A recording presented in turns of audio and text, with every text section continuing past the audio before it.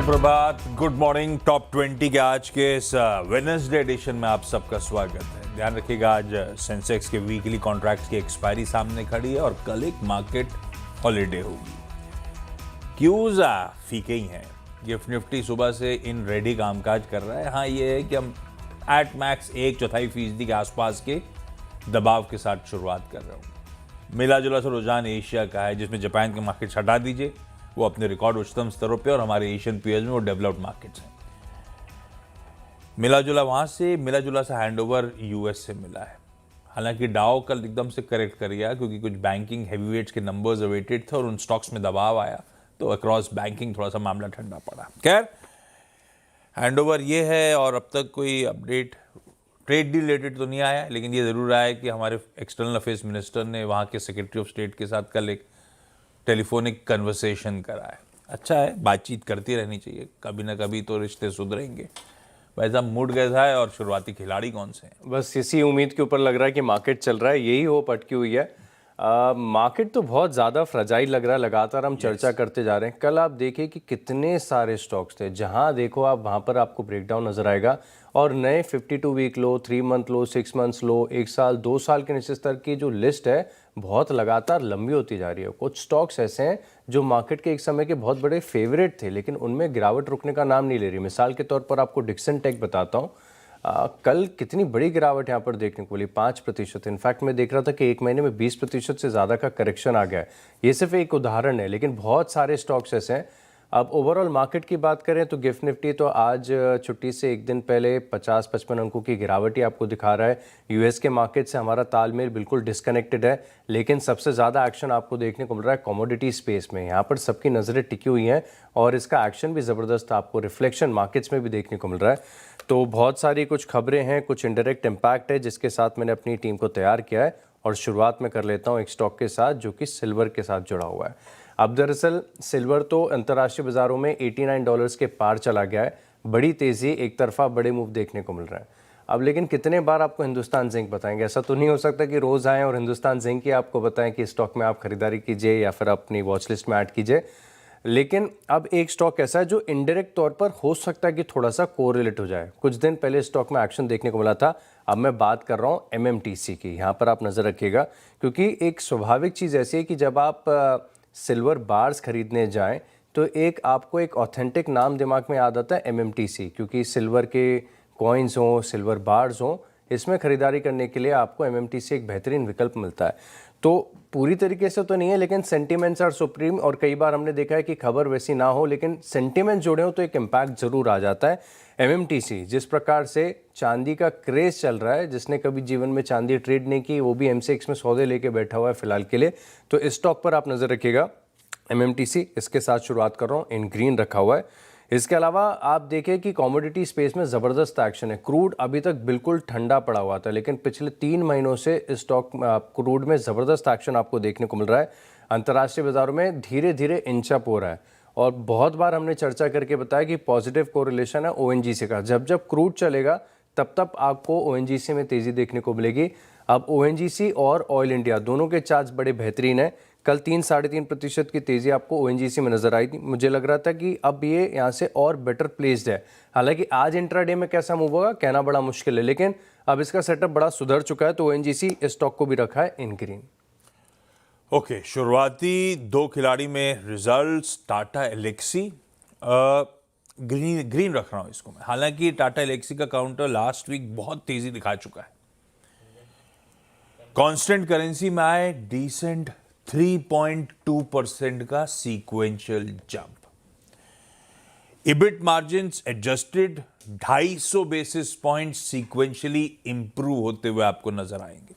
तो ग्रोथ अच्छी आई है, मार्जिन्स में एक्सपेंशन है, नेट प्रॉफिट में आपको दबाव दिखेगा, लेकिन सभी कंपनीज के साथ, सभी आईटी कंपनीज के साथ, क्योंकि वो लेबर कोड का इंपैक्ट है, प्रोवाइड फॉर करना पड़ रहा है। उसके एडजस्टमेंट्स हमने टीसीएस में आते हुए देखे थे, एचसीएल टेक में, और अब टाटा एलेक्सी में। तो आपको उसको निगेट करते हुए बाकी हेल्थ चेक लेना है। तो कांस्टेंट करेंसी और मार्जिन्स अच्छे हैं, और इनके लिए अच्छी बात, टाटा एलेक्सी का सबसे प्रोमिनेंट वर्टिकल है ट्रांसपोर्टेशन का। 50 से 60% रेवेन्यूज वहां से आते हैं, और वही vertical 7.3% Q on Q constant currency में ग्रो करता हुआ नजर आया है। और मैनेजमेंट की कमेंट्री कि entering the last quarter of the financial year with commitment for growth, सुन के तो सब ठीक ही लग रहा है। इसको ग्रीन रखिए। हाँ, पिंच ऑफ सॉल्ट मैंने पहले ही दे दिया है कि कल पिछले हफ्ते स्ट्रॉन्ग अपमूव्स बने हुए हैं स्टॉक में। ICICI Lombard general insurance company, जब ऊपर का आंकड़े देखोगे तो ऐसा लगेगा कि मार्केट शेयर गेन कर रहा है। ग्रॉस डायरेक्ट प्रीमियम इनकम 13.25% का जंप, नेट प्रीमियम अर्न्ड 12.5% का उछाल है, पर प्रॉफिट बिफोर टैक्स 9.5% गिरा, पैट 9% गिरा साल दर साल, और मेरे लिए ज्यादा इंपॉर्टेंट है हम सब के लिए कंबाइंड रेशियो, यानी कि क्लेम्स और एक्सपेंसेस वर्सेस प्रीमियम्स, वो वर्सन कर रहा है आंकड़ा। वर्सन करने का मतलब दिक्कतें बढ़ रही हैं। 102.7 से बढ़कर 104.5% पे कंबाइंड रेशियो है, 180 बेसिस पॉइंट्स वर्सन कर गया है।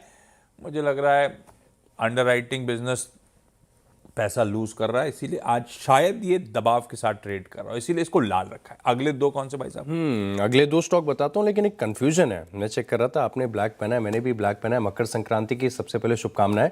लेकिन मकर संक्रांति आज है कि कल है?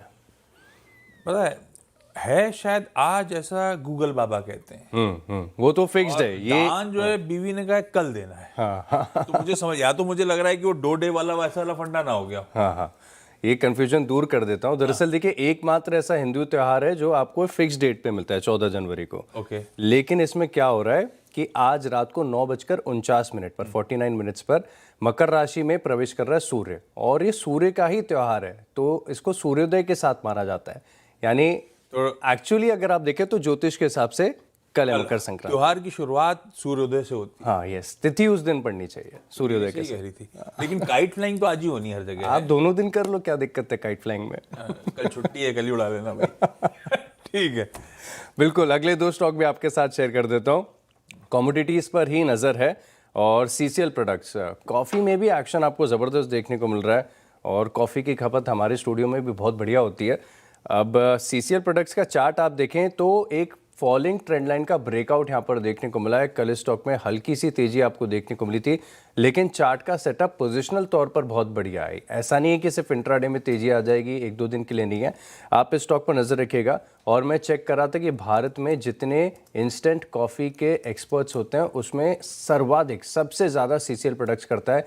इनके पास आप देखें तो थाईलैंड है, वियतनाम है, यहाँ पर भी प्रोसेसिंग यूनिट्स हैं, और कंपनी की इंस्टेंट कॉफ़ी में अनडिस्प्यूटेड पकड़ है। बेहतरीन कंपनी है, अच्छी पेरेंटेज है, यहाँ पर आप नज़र रख के चल सकेंगे।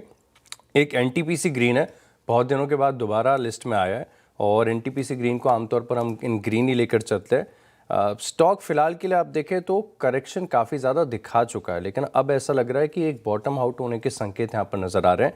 88 से 90 रुपये के आसपास करीब करीब इस स्टॉक का एक सपोर्ट बनाया है, तो हो सकता है कि इन स्तर के नीचे ना जाए, लेकिन सपोर्ट को आप क्लोजली वॉच करिएगा। लाइकली रिवर्सल है तो एनटीपीसी ग्रीन इस स्टॉक को भी रडार पर रखेगा। अच्छा, 2 स्टॉक जो रडार पे रहेंगे डेवलपमेंट से चलते। अब डेवलपमेंट तो डिसेंट है, इसलिए ग्रीन ही रख रहा हूं, पर स्टॉक हैवी वेट्स हैं, भारी भरकम है। चाल देखिएगा, बाजार के जनरल मूड के हिसाब से डिसाइड हो रही होगी। खबर पे ग्रीन है। बजाज ऑटो कह रहा है कि आज मेरे ख्याल से बाजार बंद होने के बाद शाम 4-4:30 बजे शेड्यूल्ड है इवेंट।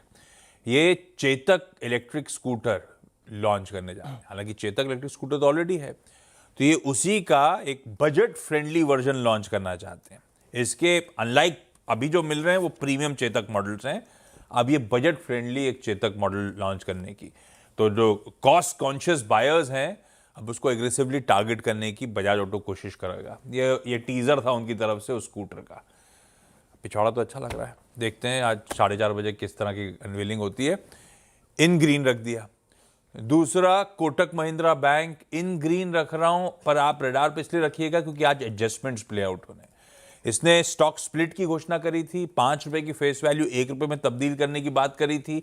आज उसकी एक्स डेट और रिकॉर्ड डेट है, तो कोटक महिंद्रा आज टेक्निकली एडजस्ट होकर जो 2132 का है, डिवाइड बाय 5 कर लीजिएगा, उसके इर्द गिर्द कामकाज कर रहा होगा। मैं इसको इन ग्रीन रख रहा हूँ, फोकस में रखता हूँ इसको। अगले दो कौन से भाई साहब? अगले दो हैं एसबीआई कार्ड्स है, और यहाँ पर आप देखिए बड़ी इंटरेस्टिंग रिपोर्ट निकल कर आई है सीएलएसी की तरफ से। ये बता रहे हैं कि एसबीआई कार्ड्स के लिए अगर एक दरवाजा खुलता है तो अपने आप दूसरा दरवाजा बंद हो जाता है। एक तो पिछले 5 साल में इसने निवेशकों का पैसा बनाकर नहीं दिया। आप देखिए इतने मीडियोकर रिटर्न्स यहाँ पर देखने को मिले। इसके लंबी अवधि का चार्ट लेकर आता हूँ। हाँ, हो सकता है कि निश्चित तौर से थोड़ी सी रिकवरी आ जाए, लेकिन ओवरऑल कंपेयर टू दूसरी एनबीएफसीज और बैंक्स इसने बहुत ज़्यादा डिसअपॉइंट किया है। कंपेरेटिव अंडर परफॉर्मेंस काफ़ी ज़्यादा यहाँ पर देखने को मिलता है।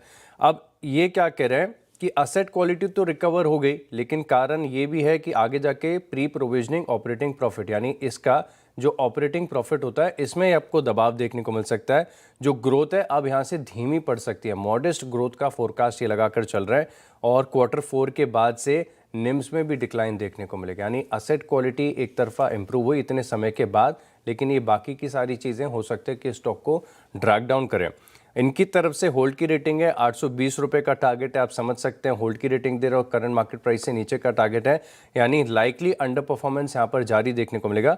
एसबीआई कार्ड्स इस स्टॉक से ज़्यादा उम्मीदें नहीं है, इन रेड रखा हुआ है। इंडस स्टार, इस पर बढ़िया रिपोर्ट आई है और सीएलएसी की तरफ से ही रिपोर्ट है। आउट परफॉर्म की रेटिंग के साथ देखिए इसका भाव चल रहा है 428 रुपये का। इन्होंने टारगेट दिया 565 का, और क्लियर कट है। वैसे भी सभी समझ चुके हैं कि जब जब वोडाफोन आइडिया के लिए एक अच्छी खबर आएगी, आपको इंडस स्टार में एक बढ़िया पॉजिटिव इम्पैक्ट देखने को मिलता है। और ये भी इसी चीज़ को हाईलाइट कर रहे हैं, बता रहे हैं कि क्लियर विनर है। अगर आइडिया का रिवाइवल होता है तो एजीआर रिलीफ होता है, तो यहाँ पर आप देखिए इस कंपनी के लिए फंड रेजिंग काफ़ी आसान हो जाएगी। बैलेंस शीट पे कंफर्ट इन्हें ऑलरेडी है, लेकिन जो काफ़ी लंबे समय से अटका हुआ है डिविडेंड, इसको लेकर ये होपफुल यहाँ पर नजर आ रहे हैं। तो इंडस स्टार इस स्टॉक को भी लिस्ट में शामिल किया है इन ग्रीन। ओके, आखिरी दो स्टॉक्स इस सेगमेंट में जो हैं, उसमें एक तो स्पार्क भी रडार पे रखना है, सन फार्मा एडवांस रिसर्च कंपनी। आज बोर्ड मीट है, फंड रेजिंग पर। फंड रेजिंग है प्रेफरेंशियल इश्यू ऑफ सिक्योरिटीज, और ये है बहुत वोलेटाइल काउंटर। इन ग्रीन रख रहा हूं, आउटकम अवेटेड रहेगा। 5 पैसा कैपिटल, 5 पैसा कैपिटल जो कहना है, क्या कहते हो आप? 5 पैसा कैपिटल, 5 पैसा ज्यादा अच्छा साउंड करता है। मिक्स्ड है, पर मैं ग्रीन रखता हूं। मैं बता रहा हूं ग्रीन क्यों रखना है इनको। क्यू ऑन क्यू है ब्रोकिंग इंडस्ट्री को। क्यू ऑन क्यू रेवेन्यूज 3% बढ़े, कस्टमर बेस 2% बढ़ा, एवरेज डेली टर्नओवर 24% बढ़ा, ब्रोकिंग इनकम 7% बढ़ी, म्यूचुअल फंड एयूएम्स 13% बढ़े, और मुनाफा 30% बढ़ा। तो कई सारे पॉजिटिव्स दिख रहे हैं। हालांकि ये स्टॉक काफी वीक रहता है आमतौर पे। इसको ग्रीन रख रहा हूं, आप लोग सिर्फ वॉच पे रखिएगा, डिसेंट सीक्वेंशियल परफॉर्मेंस के चलते। ब्रेक के उस पार अगले 6 पे बातचीत, अगले 4 पे बातचीत।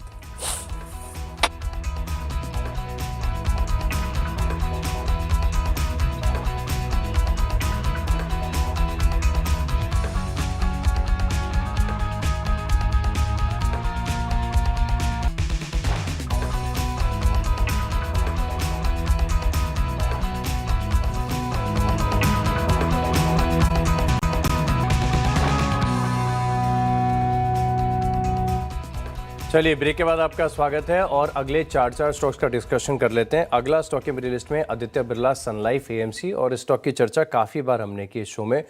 सेटअप बहुत इंटरेस्टिंग लग रहा है। अगर आप वीकली चार्ट को देखें तो एक तो स्ट्रक्चरल बहुत बढ़िया स्ट्रेंथ नजर आ रही है, ऊपर से पिछले एक हफ्ते का प्राइस एक्शन भी बड़ा सपोर्टिव है, और लग रहा है कि इस स्पेस पे दोबारा से मार्केट का एक फोकस आ रहा है। यूटीआई एएमसी का भी मैं चार्ट देख रहा था, लगातार गिरावट के बाद कल यहाँ पर खरीदारी देखने को मिली थी। अब एसआईपी फ्लोज का डेटा तो लगभग हर महीने अच्छा ही देखने को मिल रहा है। आदित्य बिरला सन लाइफ एएमसी पोजिशनल सेटअप के लिहाज से बड़ा इंटरेस्टिंग है। इनफैक्ट लंबी अवधि के हिसाब से भी जो चार्ट का स्ट्रक्चर है अच्छा ही लग रहा है, तो इस स्टॉक को इन ग्रीन लेके चल रहा हूँ। एक और स्टॉक है आईकेएस, यहाँ पर आप नजर रख के चलेंगे, और इसमें एक बढ़िया अक्यूमुलेशन आपको देखने को मिल रहा है। और आईकेएस से मेरा मतलब ये है कि इन्वेंचरस नॉलेज सोल्यूशन लिमिटेड, ये तकरीबन 30,000 करोड़ के आसपास की मार्केट कैप वाली कंपनी है। इसमें कल ऑफ फ्लोज रिकवरी बहुत बढ़िया देखने को मिली, और ओवरऑल चार्ट का स्ट्रक्चर भी बड़ा सपोर्टिव है। हालांकि स्टॉक रेजिस्टेंस जोन को थोड़ा सा अप्रोच करके ठंडा पड़ जाता है, तो हो सकता है कि आपका टाइम किल कर दे, लेकिन जिस दिन भी रेजिस्टेंस के पार निकलेगा बड़ी तेजी आपको देखने को मिल सकती है। याद आता है कि कुछ समय पहले कुछ अच्छे ब्रोकरेज हाउस की तरफ से रिपोर्ट्स भी आई थी स्टॉक पर, तो इस स्टॉक को भी फोकस में रखेगा। इन ग्रीन लेकर चल रहा हूँ। कल असल में आपको याद होगा वाइब्रेंट गुजरात रीजनल कॉन्फ्रेंस थी, उसमें एमओयू साइन हुए। 2 कंपनीज ने शाम को एक्सचेंजेस पे अपडेट शेयर करे। एनएलसी इंडिया कल भी फोकस में था, कल सुबह टीम में था, क्योंकि अपने रिन्यूएबल कारोबार को डीमर्ज करके लिस्ट करने की तैयारी। कल हालांकि स्टॉक ठंडा ही रहा क्योंकि मार्केट्स इवेंचुअली पसती रहे दिन भर। फिर शाम को खबर आई कि गवर्नमेंट ऑफ गुजरात के साथ हमने एक मेमोरेंडम ऑफ अंडरस्टैंडिंग यानी कि करार करा है large scale renewable energy projects के लिए स्टेट ऑफ गुजरात में, सोलार, विंड, हाइब्रिड, बैटरी वगैरह में। एक बात ध्यान रखिएगा, ये वो समिट में हो तो जाता है, नॉन बाइंडिंग होता है। देखते हैं किस तरह से रोल आउट हो रहा होगा। एनएलसी इंडिया इन ग्रीन रखते हैं। और दूसरा, थॉमस कुक इंडिया ने शेयर करा कि हमने भी गवर्नमेंट ऑफ गुजरात के साथ एक स्ट्रैटेजिक पार्टनरशिप करी है वहां पे, यानी कि गुजरात के डोमेस्टिक टूरिज्म को बूस्ट करने के लिए, प्रमोट करने के लिए, विजिबिलिटी बढ़ाने के लिए घरेलू ट्रैवलर्स में गुजरात की। तो ग्रीन कर दिया इसको भी। अगले या लास्ट 2 कौन से भाई साहब? लास्ट 2 एक ही स्पेस से हैं, पीएसयू बैंक्स पर नजरें, और रहकर यहाँ पर देखें तो खरीदारी आपको देखने को मिल रही है। 1 दिन का करेक्शन, 2 दिनों की तेजी, इस स्पेस में एक्शन जबरदस्त देखने को मिल रहा है और लग रहा है कि इस भाव पर भी कंफर्ट है। मैं एक तो छोटा स्टॉक लेकर चल रहा हूँ, सेंट्रल बैंक। इसका सेटअप बढ़िया, पिछले 2 दिनों से देखें तो बढ़िया पॉजिटिव प्राइस एक्शन है।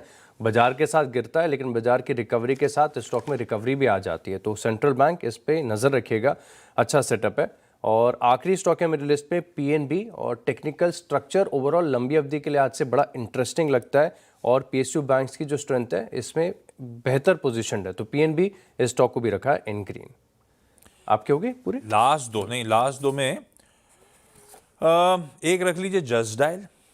सीक्वेंशियली देखते हैं, वैसे मैंने सीक्वेंशियली देखा, साल दर साल देखा, ऑपरेटिंग रेवेन्यूज इंच अप हो रहे हैं, मार्जिन्स इंप्रूव हुए।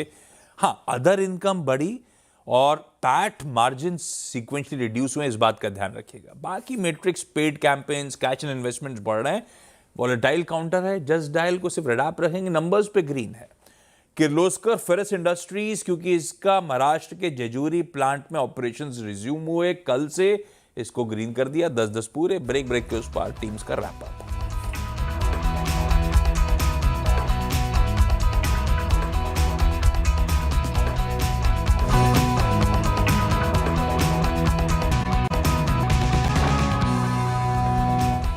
चलिए, ब्रेक के बाद आपका स्वागत है और अब 20 स्टॉक्स का रिकैप देख लेते हैं। मेरे पास आज सिर्फ एक स्टॉक इन रेड है। शुरुआत मैंने की एमएमटीसी के साथ, ओएनजीसी पर भी खास फोकस रखेगा। सीसीएल प्रोडक्ट्स, यहाँ पर चार्ट्स बेहतर हो रहे हैं। एनटीपीसी ग्रीन पर फोकस रखेंगे। एसबीआई कार्ड्स पर ब्रोकरेज हाउस की रिपोर्ट का असर देखने को मिलेगा। इंडस स्टार पर भी नजर रखिए। ABSL, AMC, IKS, central bank और पीएनबी, इन स्टॉक्स को भी लिस्ट में शामिल करें। 10 और जोड़ दीजिए इसमें। और ध्यान रखिएगा, सिर्फ जिस तरह की खबर है उस लिहाज के कलर शेड्स है। स्टॉक का इंपैक्ट देखिएगा दिन के दौरान किस तरह का आ रहा है। एक लाल रखा था क्योंकि इंटरनल थोड़े से आईसीआईसीआई लोम्बार्ड के कमजोर दिख रहे थे रिजल्ट्स में। Otherwise Tata Elxsi, Bajaj auto, Kotak Mahindra bank, Spark, 5 paisa, NLC India, Thomas Cook, Just Dial, Kirloskar ferrous, सबके अलग अलग न्यूज पिक्स थे। सबको आज के लिए इन ग्रीन रखा है उन खबरों के चलते।